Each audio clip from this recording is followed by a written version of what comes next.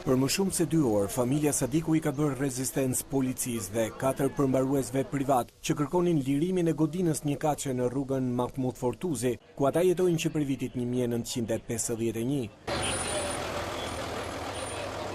Brënda godinës janë ngujuar 9 antarë të fisit Sadiku, mes të cilve një foshnjë 4 muajshe, një e moshuar dhe një grua e smur tetraplegjike.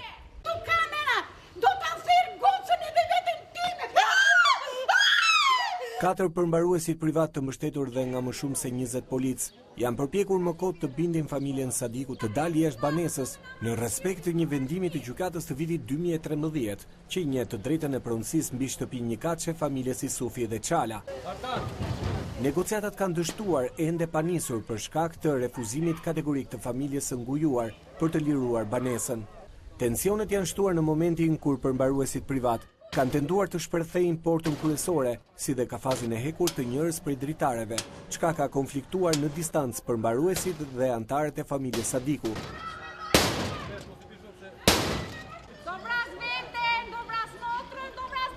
Tejet e irrituar e zonja shtëpisë, Mira Sadiku, është ngjitur në çati prej ku ka nisur të hedhë tegullat e shtëpisë për të mbajtur larg policin dhe përmbaruesit.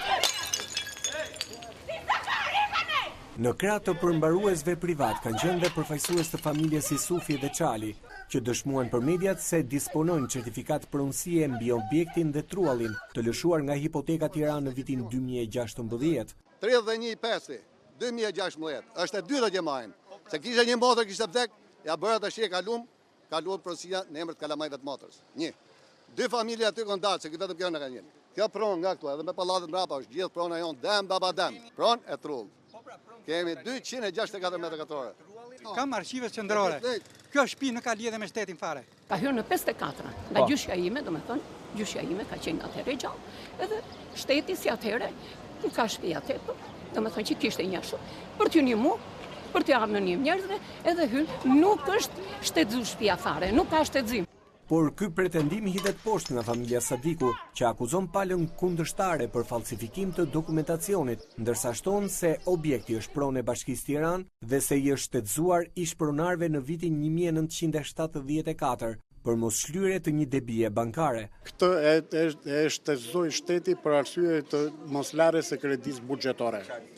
Ne jemi qenë në 51-shin këtu, me të futur me autorizim nga komiteti ekzekutiv i asaj kohe. Do ngujohemi këtu në shtëpi dhe do vrasin veten. S'ka. Kalamajt nuk do t'i vrasin, po do vrasin veten. Kaq.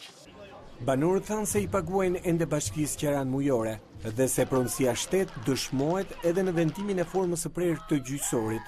Sipas tyre, përmbarimi privat bazohet gabimisht në aktin normativ të vitit 2013 për rikthimin e shtëpive të ish-pronarëve, ndaj dhe kërkojnë ndihmën e ministrit të drejtësisë Ylli Manjani. Duam vetëm drejtësi. Të humbësh një me vendim gjykate dhe të vidhet ka qashqare këtu nuk këtu vetëm këtu në Shqipëri mund ndodhi. Vendimi i gjykatës që kanë marrë këta zotrit e kanë për shpronësimet që nxori Sokolov Dashi në 2013 që i mori me vete. Kjo nuk është shtëpi e shpronësuar, zonjë. Kjo është shtëpi e shtetit, është unë ja Bashkisë Tiranës, urdhëro 2016.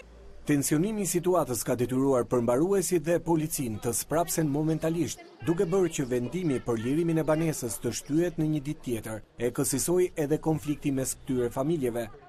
Përplasja deri fizike mes familjes Sadiku dhe familjes Isufi dhe Çala daton shumë më herët, që në vitin 2013, kohë kur një nga antarët e familjes Sadiku u arrestua për armbajtje pa leje gjatë konfliktit fizik me ish-përmbaruesin Baftiar Nela, që prej asaj dite, çështja zvarrite dyerve të gjykatave dhe të dyja palët pretendojnë se kanë të drejtën mbi pronën shtëpi.